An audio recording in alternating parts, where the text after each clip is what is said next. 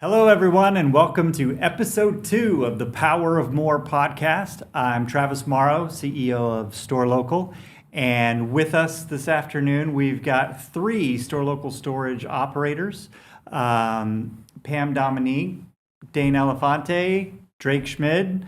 Welcome, guys. Welcome. Thanks for having us. So, for those of you listening, I'll go ahead and have everybody introduce themselves. Drake, you want to start and tell us a little bit about your operation? Love to. Single facility operator from Lake of the Ozarks, Missouri. Built it ground up, so that's what's going on with me. How many square feet is it? Currently, we're about 94,000 square feet under roof, 83,000 net rentable. So it's not a little facility. I mean, that's a proper self-storage facility. Yeah, between our parking and RV and boat stuff, we've got about 146,000 square feet under management. So, I mean, for some people, that's 3 facilities. Yeah. Dane.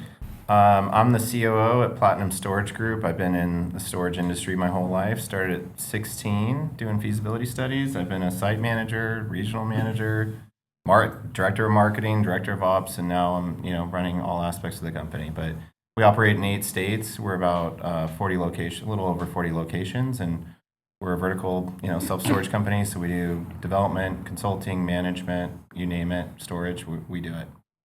And Pam? Pam Dominique. I've been doing this for about 20 years, 2 states, California and Hawaii. At least I got the good weather. Yeah. We've had update facilities, no partners, just kind of a nice little sweet spot. That's awesome.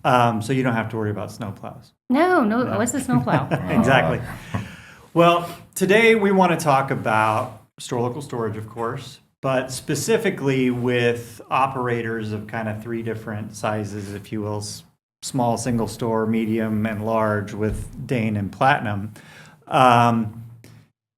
Where you find the value in Storelocal Storage? To put it simply, is Storelocal Storage worth the check that you write every month to be on the brand? Drake, I'll start with you. As a single store operator, what drew you to Storelocal Storage? Well, for me, the decision was easy because being a developer, first and foremost, it was unbranded. I didn't have to use an existing bad label, and I didn't want to have to think about all the other things involved with becoming Storelocal. We had a website in place that has a great internet presence, the operating system of Hummingbird.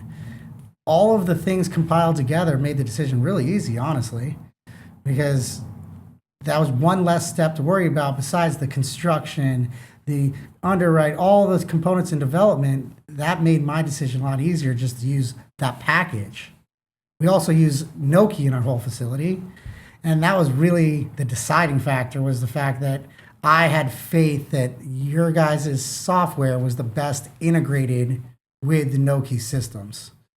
So I wanted a seamless experience, and having one company that did it all made it that way. So for me, it was an easy decision. Pam, you're at kind of that critical point where it's like small enough to still be able to do it on your own, not have a whole home office corporate setup, but multiple facilities across 2 states and an ocean. What led you down the Storelocal Storage path? It took me a little while to It get did. there. We had developed our own brand, and it was tough to give up that brand. And Yeah. I don't know why. Now I look back and it's a name. Most of our customers are not hooked on the name; they're hooked on who we are. As far as online, Storelocal gives us a great presence. It's an easy name. It's catchy. The website is beautiful. It's professional looking. The software, everything works great. I don't have to do all that myself. I don't have to go out and do all the pieces, and I can just it's kind of like a one-stop shop. They take care of all of it. It makes it easy. It's been able to give me more time for other things. And I don't know, it took me a while to let go of something that really doesn't matter anymore. Well, that is kind of the dirty little secret, right? The only people that loves a self-storage facility name is the owner of the storage facility. Absolutely. We all know that. Some of us still won't admit it, but we get it. Been there myself. But Dane, all right, you're a 40 store operator. Been a 120 store operator. You had a name at Storage Direct that had some, strength in the market, at least in the markets that you were in. What made you say, yes, but? Well, I think if like anyone that I work with was sitting with us today, they know that good enough is just never enough for me. And I've always wanted to be competitive with the REITs. I've always wanted to beat them at their own game. I knew I could only get so much, I can only raise so much capital, go buy deals. We do some third party management too, but I can only grow so fast and be so competitive. But, I'm looking for an edge. And I saw Storelocal as an edge that a company my size could use to be a little bit better, to get organic leads. Like it justifies the cost so easily just with the extra leads that we get every month. Cheapest leads you'll ever get, right? You're paying for every other lead you get, right? Or at least you're hoping that you get somebody through organic search or Google or whatever. But for me, it was the vision of, a lot of us independent operators who still want to run our companies, but we want to be able to be competitive online. And I knew that going alone was not going to be good enough for us. So I saw it as just another tool, in my belt. If I'm a fiduciary to my investors and all the people that I manage for, if I'm doing the best thing for them, then I'm on Storelocal. Yeah, I had a thought this week and I'll test this idea out on the three of you. So one store operator, multi-store, big store. No matter how big you are, how much would it cost you to double your facility count? Like, if you've got 9 stores, what would it cost you, like just writing a check wise, to go to 18 stores? Oh, a lot. So, yeah, pick that number in your head that your 9 stores are worth and double it, right? Just staffing alone, so, all of it. So, millions of dollars. Multi. And so, if you had 2 stores and you had 80 stores and you had 18 stores, it's still not big enough. And that's where Storelocal Storage steps in. It allows you to leverage and work with everybody else's facility count to get to a facility count that gets competitive online and shows up for you without having to spend literally hundreds of millions of dollars that it would take to get a portfolio large enough to show up online like the REITs have. I actually want to make another point too, as like we're talking. It would cost us over probably 150, 200 million, right? At least, yeah. To go out, plus debt. Yeah, well, it's, right? That's just like... Your dad wouldn't take less than 3, but... Yeah, exactly. But, I mean, this has been a little bit of a hard choice for me because we do third-party management, but people come to us all the time that want us to manage. They believe in us as a family, as a company, and I have to say no. And the reason I say no is if I manage their store and I don't have the Storelocal banner on the building, I know that I'm not playing the best ball for them and I'm not doing as well as I could. And I just don't want to put myself or them in a situation where they're entrusting me with something that's so important to their family as an investment or their investors if I'm not playing my best ball. So, I mean, that is the conviction of the belief that Platinum has. And we have internal discussions about this. Because obviously you want to pick up another property and scale. But most of the time people come around, but we've had to say no a lot. And it comes back to what you guys were talking about. The brand is just so important, even if it's one facility. If they're not on the website, you're not really scaling, and then you have to start from scratch. And I'm setting them up for failure by not having them on Storelocal. Well, to your point earlier, as a single store operator, I get to stand on the shoulders of facilities like Dane's. I was organically number 2 in my market, opening my development. I mean, it'd be impossible for me to be doing that as an independent. But I still get the control of my independent facility while piggyback off the shoulders of giants. So for a small operator like me, the value's immense.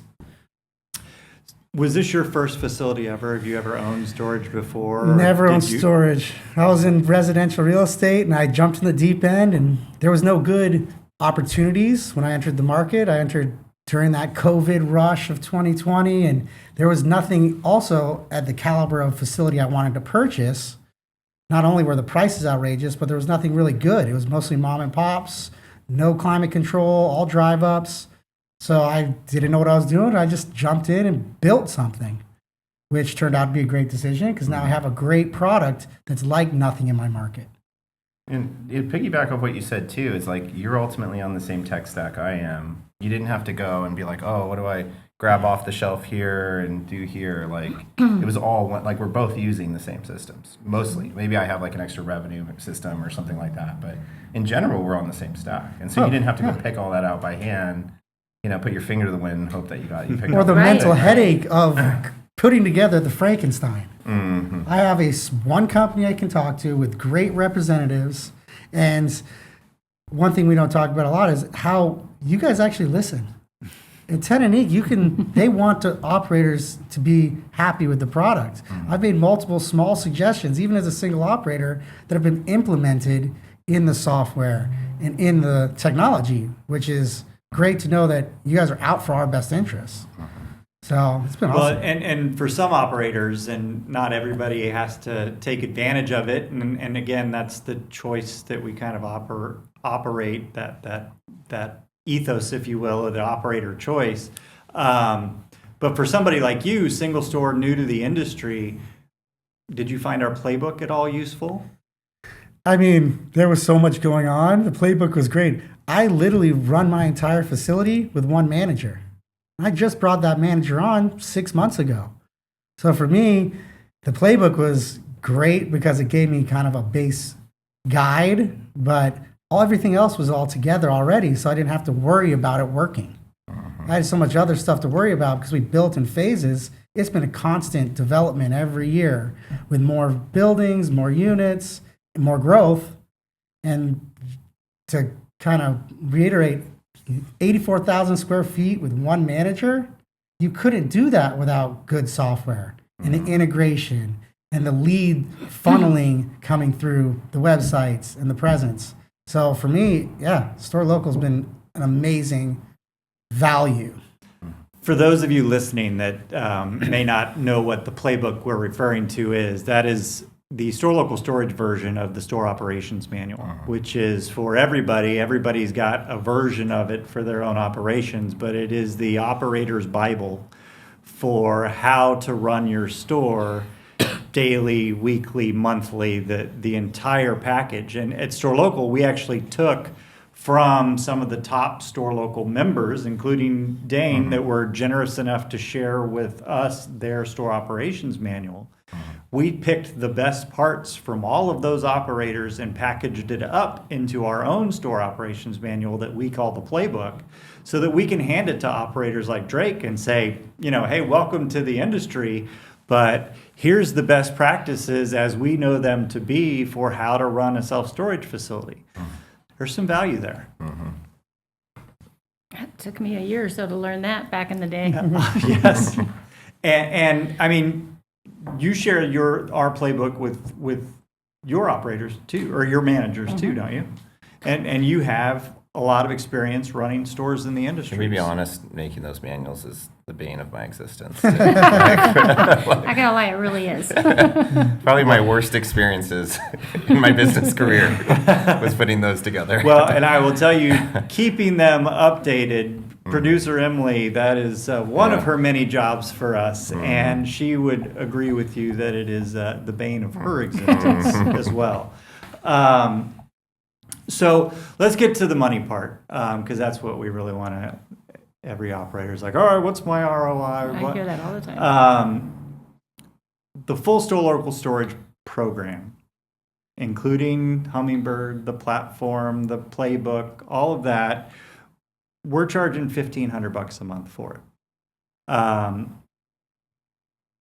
Is it worth it to you? Is it worth it to your operations? Does it, because a lot of people, when we're trying to explain the benefit of Store Local, Store Local operators are known for being beyond thrifty.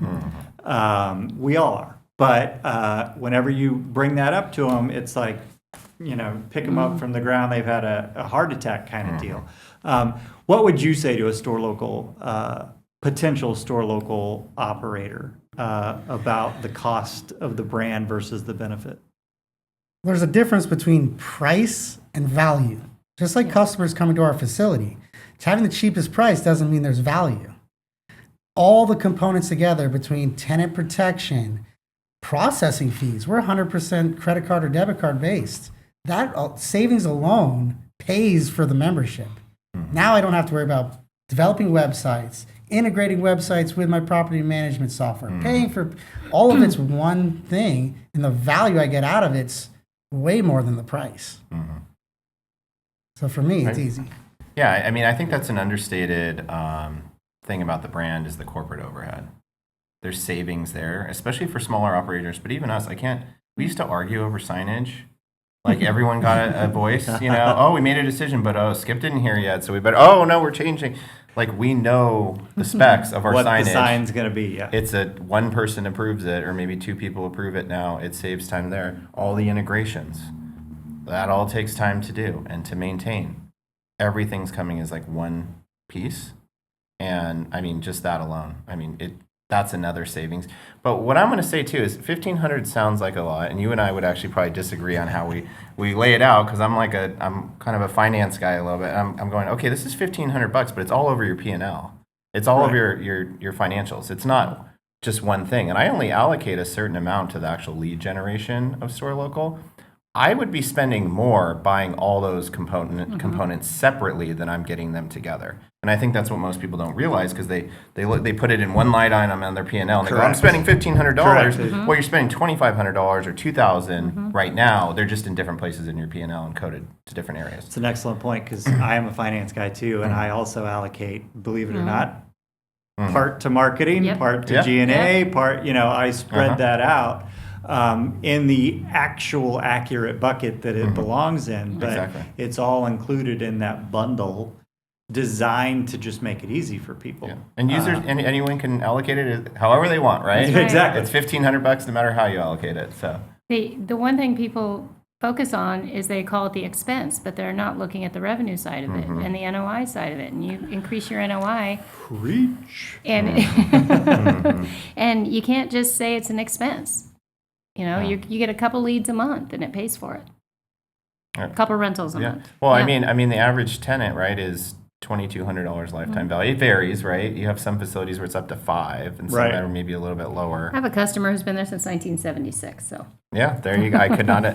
So all really in my mind, all it really takes is one rental, and my expenses are 100%. covered every month. So I know I'm getting that, and I'm getting more. And the more leads you get, you don't pay more for them.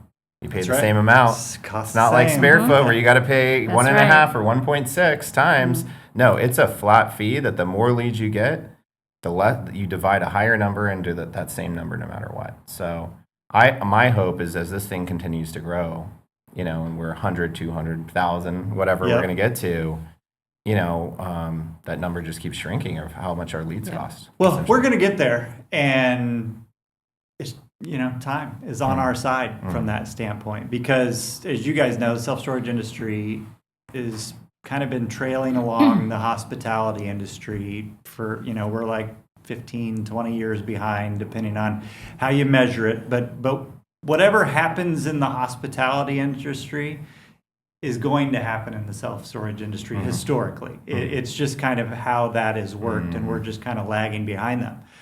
Well, today, would any of you open a mom and pop's hotel? Can't do it, right? That's where I believe our industry is headed. And the reason you can't is because if you're doing a hotel, you need to get on one of the brands. Well, and I think there's a point to be made there, because we're all the same people. But you take our brand away and our tech away. And how much would you sandbag your underwriting if you didn't have those two? If you had to go on a different tech stack, you didn't have the brand. I wouldn't be able to underwrite the same returns. No. Against myself, competing against myself. Right. Same person, same experience, capabilities, whatever. I don't have enough time in a day to do what the tech does and what the brand does for me. Well, and I don't know about you all, and Pam, if I had stores in Hawaii, I don't know that I'd come back to California, but I didn't get into self-storage to have a job. My personal goal is to be able to operate these facilities and still have time to live my life. And I think our technology allows operators to do that. This guy was in Puerto Rico last week. The whole month of January. Nice. And so that is why a lot of people get into self-storage. But you have to be able to trust your... I pressure tested the system. That's why I wanted to do it. Not just to take a month off, but I wanted to pressure test the facility, my manager, while this needs to operate without me. I don't want to work in the business. I want to work on it. So there was a great... he did better with me gone. Honestly. That's the best answer. We had so many rentals in January, I was shocked. So, yeah, it couldn't be done without this. You know, and the new admins are like super lease, the one-click purchase. Pretty soon, it's just going to be one click on your phone. And that, if your system doesn't work like that, you're going to be on to the next one. It's the consolidation that you talked about earlier in hospitality is happening in this industry. So if we already have this great presence with just this current size, where are we going to be with Storelocal in 5 years? Yeah. Well, I mean, you guys remember just doing monthly rental increase or yearly rental increases used to take. Oh, yeah. Across thousands of customers. Yeah. Yeah. Export, Even import. street rate increases Yeah. used to be like, oh, got to get my analytics out, like make up some prices that I'm going to put in here. that I think it's going to be like, and hope they And then work. pray. Well, so before we wrap up, I've got one last question, and Dane, I'll throw it to you. What would you say the cost of not using Storelocal Storage is?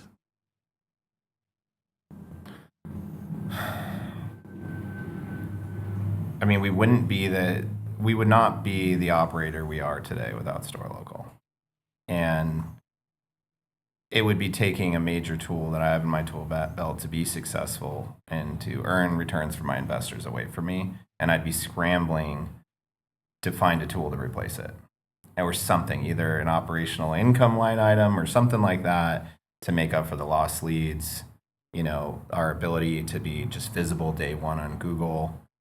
It would be a major setback for our company if we no longer have the brand. You'd be working harder for less return. For me, I wouldn't be in the industry. There'd be too much building the Frankenstein model, too much oversight of all the components.